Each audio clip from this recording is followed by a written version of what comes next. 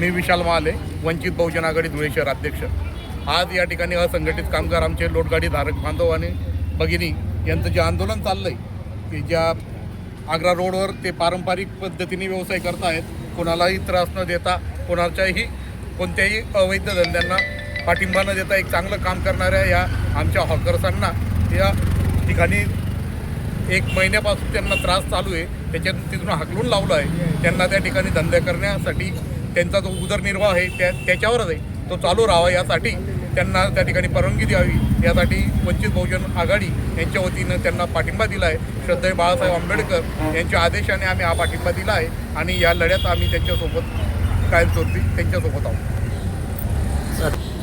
वंचित बहुजन कामगार झोनचे बोर्ड त्या ठिकाणी असलेले नो आकर झोनचे जे बोर्ड्स आहेत त्या ठिकाणाहून काढण्यात यावे आणि त्या ठिकाणी पूर्ववत यांचा व्यवसाय करण्याला परवानगी द्यावी या मागणीसाठी आमचे बांधव या ठिकाणी उपोषणाला बसले आहेत। त्यांच्या या आंदोलनाला आमचा पाठिंबा तर आहेच, पण पूर्ण धुळेकर जनता त्यांच्या पाठीशी या आंदोलनावर उभी राहील आणि भविष्यामध्ये त्यांना त्या ठिकाणी लवकरात लवकर जागा देऊन व्यवसाय करण्यास परवानगी द्यावी ही विनंती करतो आणि या ठिकाणी थांबतो।